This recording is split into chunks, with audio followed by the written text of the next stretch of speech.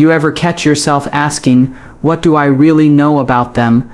Not what you've heard, not what you've been told, but what you've actually felt or learned for yourself. Well, today we're going to have a heart-to-heart about something that matters more than we think, what Islam truly says about Christians. There's something sacred about the moments when we're alone with ourselves, when the lights are low, the noise dies down, and it's just us, face to face with our thoughts. It's in those quiet corners of the day when we speak to ourselves the most. And how we speak, oh how we speak, matters more than we often realize. The tone we use, the words we choose, the energy we send inward becomes the filter through which we see the world. When I speak to myself with judgment, the world feels sharp and hostile. When I speak with softness and compassion, everything begins to feel more human. That's not just an emotional shift, it's a spiritual one. Our inner dialogue is the soil in which our perceptions are planted. If I wake up each morning telling myself that I'm threatened, that others are against me, that they don't understand us, then by noon I'm already armored up, looking at strangers as opponents. But if I begin my day reminding myself of my own tenderness, of how deeply flawed and beautifully complex I am, I look at others, and yes, even those who believe differently, with a kind of grace. I've learned over time that how I speak to myself becomes how I speak about others. It becomes how I interpret a face, a tone, a headline. So many times, we react not to people themselves but to the stories we've already told ourselves about them. And sometimes, those stories aren't even ours, they're inherited, handed down through generations or absorbed from culture without question. And unless we take a moment to sit with those thoughts, to examine them like pages from a well-worn journal, we don't realize the damage they do. This is especially true when it comes to how we perceive people of different faiths. When we hear the word Islam, what voice rises inside us? Is it our own curious and open, or is it a voice formed by fear and misunderstanding? And when we hear Christian, do we feel kinship, conflict, or confusion? These inner reactions aren't just shaped by news reports or social media, they're deeply tied to how we talk to ourselves. If I tell myself that difference is danger, then a different belief becomes a threat. But if I tell myself that difference is an invitation to learn, to grow, to understand something I never knew before, then suddenly a Muslim and a Christian can sit together and not just talk, but truly hear one another. I think about the times in my life when I felt unseen or misjudged, and I reflect on what I needed in those moments. Not someone to agree with me, not someone to fix me, but someone to understand me, someone to say, I see you, I don't share your story, but I want to know more. And isn't that what we all want? When I started speaking to myself with more honesty and kindness, I started seeing the world through a softer lens. I began noticing the quiet courage in people who live their truth, even when the world misunderstands them. I noticed the humility in people of all backgrounds, who simply want to worship, to raise families, to live in peace. I started hearing stories of Muslim neighbors bringing food during Christmas, and Christian friends attending iftars during Ramadan, not because they believed the same thing, but because they believed in each other. It all begins inside. If the voice in your head is always defensive, always afraid, always whispering that they are not like us, then that's the world you'll see. But if the voice says they're human, just like me, maybe I don't understand yet, but I'm willing to try, then suddenly your world expands, compassion grows, curiosity blooms. And here's something I know for sure: every time I speak to myself in a way that honors my own humanity, I create a little more space to honor someone else's, especially someone who doesn't look like me, live like me, or pray like me. It's easy to misunderstand what we've never explored for ourselves. It's even easier to inherit ideas about the other from sources that never truly cared to understand. When we talk about Islam and Christianity, two of the world's largest faiths, what we're really talking about is millions, no billions of people with hopes, families, faith and fear. And yet, far too often, conversations about Islam reduce it to what the loudest headlines shout, or the worst moments highlight. The real teachings, the real spirit, the actual words, those are rarely what makes it into the room. And when it comes to what Islam actually says about Christians, most people are stunned when they finally hear the truth. Because the truth is, Islam speaks of Christians with a kind of respect and reverence that many wouldn't expect. It's there, written plainly in the Quran, the sacred book Muslims believe was revealed to the Prophet Muhammad. In chapter 5, verse 82, it says, "And you will find the nearest in affection to the believers those who say, 'We are Christians,' that is because among them are priests and monks, and because they are not arrogant." It doesn't say Christians are your enemies. It doesn't say Christians are to be feared. It says with clarity and grace that among Christians are those closest in love, in warmth, in humility, and for anyone who's grown up only hearing about division and difference, that one verse alone can change everything. Now, it's not about pretending the two faiths are identical.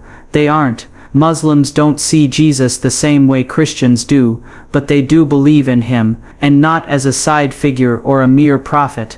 In Islam, Jesus Isa in Arabic is a beloved and central figure. He's born of the Virgin Mary, whom the Quran dedicates an entire chapter to. That's right, the only woman mentioned by name in the entire Quran is Mary, not just mentioned, honored, elevated, spoken of with reverence and love. Jesus in Islam is called the Messiah. He's described as a miracle, a word from God.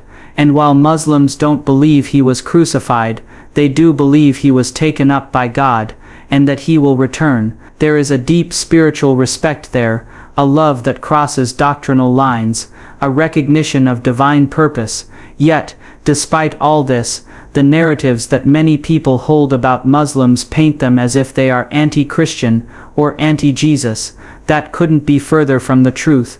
If anything, Islam's original message carried with it a call to see Christians and Jews, called people of the book, as part of a shared spiritual lineage, not outsiders, not threats, but cousins in faith. Of course, history is filled with moments where Muslims and Christians clashed, empires collided, politics got dirty, but that isn't the theology, that's the human part, the fallible part, the part where fear took over faith. But when you go back to the actual teachings, to the Quran itself, what you find is that Islam is not calling for hostility, it's calling for coexistence, even love. That verse about Christians being nearest in affection isn't a whisper, it's a clear statement.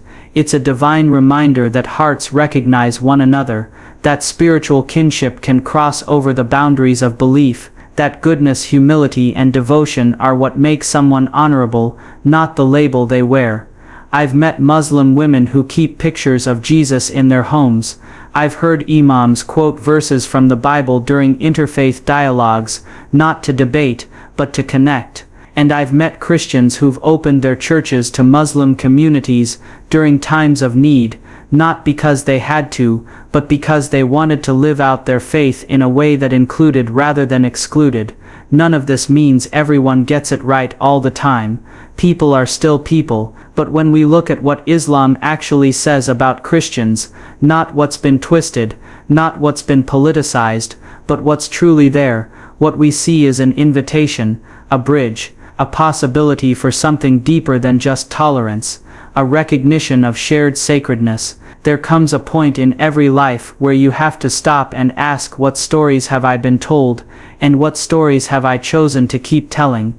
It's not easy. We grow up absorbing ideas the same way we breathe, without effort, without question. Sometimes those ideas are beautiful, and shape us in ways that bring light into the world, and sometimes they are wrapped in fear, passed down through glances, jokes, silence or warnings. They are ideas we carry about people we've never met, cultures we've never touched, and faiths we've never truly tried to understand. That's how misunderstanding becomes generational. It settles into the soil of families, communities and institutions until it feels like truth. until it feels so familiar that we don't even notice it anymore. And often we don't just misunderstand others, we inherit the fear of them, fear disguised as caution, bias wrapped up in tradition, judgment masquerading as conviction. But when we begin to peel back those layers, we're often stunned at how little of it was ours to begin with. And this is especially true when it comes to how many people view Islam. If your only exposure to Muslims has been through news of war, violence, or extremism, then it's almost inevitable that your mind creates a distorted picture. It's not your fault for being exposed to the distortion, but it is your responsibility to challenge it once you know better, once you hear differently, because misunderstanding, once recognized, becomes a choice. And I've come to believe that most of the division we see between Muslims and Christians, East and West, us and them, is not about beliefs, it's about stories, competing stories, incomplete stories, stories that don't leave room for nuance, for humanity, for truth. And it takes real courage to break that cycle, to say, I was wrong, I was misinformed, I want to know more. Because when we step outside of our own echo chambers, we begin to see the humanity that's always been there. We begin to realize that Muslims are not some faceless monolithic group. They're your co-workers, your neighbors, your classmates, your doctors. They are artists, poets, parents, activists, spiritual seekers, just like anyone else. They love, they struggle, they pray, they doubt, just like anyone else. I remember sitting once with a woman who had never spoken to a Muslim in her life. She told me she had grown up hearing that Muslims hated Christians, that they wanted to take over the world, that their religion was violent by nature. And then one day her daughter brought home a friend who wore a hijab, and the woman watched, really watched, as this girl helped her daughter study, brought her mother flowers during Easter, and cried when her cat passed away. That shattered something in her, not because of a grand theological debate, not because of some political discussion, but because she saw the truth in someone's eyes and heart, and it didn't match the story she had believed for so long. That's how the cycle begins to break, not with grand gestures, but with tiny moments of honesty, with a willingness to admit what we don't know, with the humility to listen, not to respond, but to understand, and yes, with the bravery to challenge those voices around us who still speak in fear. Sometimes the misunderstanding is subtle. It shows up in how we speak about those people, in the jokes we let slide, in the assumptions we make when we hear an accent, see a name, watch someone kneel in prayer. And sometimes it's louder. It's in policy, in protest, in exclusion, but in either case it's rooted in the same place, a fear of what we don't know. And the only way through that fear is knowledge, real heart-opening, boundary-breaking knowledge, the kind that isn't just found in books, but in eye contact, in shared meals, in honest conversations. Because when we dare to break the cycle of misunderstanding, what we often find on the other side is not just a clearer view of someone else, but a clearer view of ourselves. There's something profoundly moving about discovering that someone you thought was completely different from you actually carries the same values in their heart, the same reverence for love, the same yearning for peace, the same belief in something greater, something sacred, something divine. When we strip away the labels, the rituals, the names we use to call on God, we often find that the essence, the deepest essence, of our spiritual lives connects in ways we never imagined. This is where Islam and Christianity meet, not in doctrine, but in devotion, not in structure, but in spirit. It's easy to focus on the differences. That's what we've been taught to do, isn't it? This side believes this, that side believes that, these people pray this way, those people pray another. But when you look beyond the rituals, you begin to notice the echoes of mercy, the echoes of surrender, the echoes of faith, and you realize that Islam and Christianity are not spiritual strangers, they are spiritual neighbors. At the heart of both faiths is the belief in one God, a God who sees, a God who knows, a God who forgives. Muslims call him Allah, a name that simply means the God in Arabic. Christians call him Father, or God, or Lord. But when a Muslim raises their hands and says Bismillah ar-Rahman ar-Rahim, in the name of God the most merciful, the most compassionate, they are invoking the very same qualities that Christians praise when they say, God is love. These are not contradictions, these are parallels. Both faiths tell the story of creation, both tell the story of a guiding moral compass, both honor Abraham, both speak of the sacredness of charity, of patience, of justice, of compassion for the orphan and the widow. Both uphold the importance of prayer, not just as a ritual, but as a direct, intimate conversation with God, and both faiths, at their best, speak the language of the heart. I've seen this shared ground come to life in the most unexpected places, in hospitals, where Muslim nurses prayed silently while Christian families kept vigil, in refugee camps, where aid workers from different religions joined hands, not because they had the same theology, but because they had the same calling, in classrooms where Muslim and Christian students worked on service projects together, not once stopping to argue about who was right, but focused instead on doing what was good. It's a powerful thing to realize that the same moral fire burns in different houses of worship, that the call to love your neighbor doesn't belong to one religion, it is echoed across scriptures. Jesus said, "Love your neighbor as yourself." The Prophet Muhammad said, "None of you truly believes until he loves for his brother what he loves for himself." These are not competing messages, these are confirmations, different voices, yes, but the same music. And I think about the ways both faiths emphasize humility. The act of bowing in Islam, lowering the head to the ground in submission, is not unlike the Christian posture of kneeling in prayer. It's an embodied reminder that we are small, and God is great, that we come from dust, and to dust we will return, and that in our brief walk on this earth, we are here to serve, to love, to forgive, to uplift. I've heard people say that interfaith dialogue is about tolerance, but I don't think that's enough. Tolerance is passive. It says I'll allow you to exist, but shared spiritual ground invites something deeper. It invites respect. It invites appreciation. It invites learning. When I sit with someone of a different faith, and I hear their stories, when I see their sincerity, when I watch their devotion, I can't help but feel awe. Not because they believe exactly as I do, but because I recognize the sacred in them. I recognize the fire, the hunger, the reverence.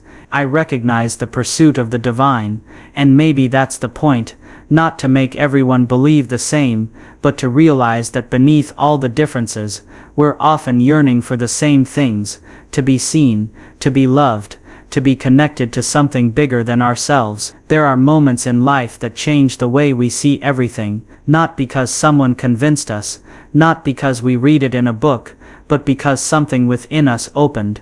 That's what a conscious connection does. It doesn't just inform the mind, it transforms the heart. It's the difference between hearing someone and truly listening to them, between looking at someone and really seeing them, and in a world where so many people talk past each other, where misunderstanding has become the norm, choosing to connect consciously is an act of courage. What does it mean to connect consciously? It means stepping into conversations without armor. It means asking questions not to challenge, but to understand. It means holding space for another person's truth, even if it doesn't mirror your own. When it comes to faith, especially between Muslims and Christians, that kind of connection is not just rare, it's radical, because for generations, we've been taught to keep our spiritual walls up. We've been told to protect what's ours, to defend our beliefs, to fear what's different. But those walls don't protect us, they isolate us, and they keep us from experiencing one of the most sacred gifts life has to offer: connection across difference. When you meet someone from another faith tradition, and you're willing to be present, to really show up without judgment, you begin to realize how much there is to learn, not just about them, but about yourself. Your own assumptions rise to the surface, your own discomfort becomes visible, and that's not a bad thing. That's an invitation, because when something makes us uncomfortable, it's often the beginning of something new trying to grow. I've had conversations with Muslim women who told me they were afraid to walk into certain spaces wearing their hijab, not because of what they believed, but because of what other people had been taught to believe about them. I've heard Christian friends share how hurt they felt when people assumed their faith made them judgmental, and in both cases, the pain didn't come from disagreement, it came from disconnection, from not being seen for who they truly are. That's why conscious connection matters, because it helps us remember the human behind the headline, the soul behind the stereotype. When a Muslim prays 5 times a day, it's not a performance, it's a rhythm of devotion, a way of grounding themselves in presence. When a Christian bows their head before a meal, it's not a formality, it's gratitude, whispered between heartbeats. These practices aren't just religious, they are deeply human, and when we honor them in each other, we begin to feel less like strangers, and more like companions on a sacred path. And that's what the world needs right now. Not more arguments, not more division, not more shouting from opposite sides. What we need is eye contact, stillness, stories shared over tea. What we need are people who are willing to say, I don't know everything about your faith, but I want to learn, not to debate, not to convert, just to know you better, because in that knowing, in that quiet willingness to understand, something powerful happens. Trust is built, hearts soften, barriers fall. This isn't about erasing the differences, it's about recognizing that differences don't have to be dangerous, that your belief doesn't threaten mine, that truth can wear more than one language, more than one form, and that when we make space for one another, we don't lose anything, we gain everything, because every time you open yourself to someone's story, every time you listen with the intention to connect rather than correct, you are answering a sacred call, a call that says we were never meant to live in isolation, a call that says faith was never meant to divide us, a call that says the divine lives not just in doctrine, but in dialogue. What we speak to ourselves becomes what we believe, and what we believe shapes how we show up in the world. When we take the time to really ask ourselves, what have I been taught about others, and is it true? We begin the sacred work of unlearning, of listening, of seeing with new eyes. This journey of understanding what Islam truly says about Christians is not just about religion, it's about reclaiming our shared humanity. We've explored how Islam, in its own scripture, speaks of Christians with affection and honor. We've witnessed how both traditions hold Jesus, Mary, and compassion at their core. We've named the misunderstandings, not to dwell in them, but to begin breaking the cycles that keep us apart. And we've stood on shared spiritual ground, where the names may differ but the soul of the message remains the same. In the end, this is not just about Muslims and Christians, this is about us, all of us, the stories we carry, the walls we build, and the bridges we dare to create, because every time we choose to speak differently, to ourselves and to each other, we create space for truth to rise, for healing to begin, and for love to do what it always does when given room, bring us home to one another.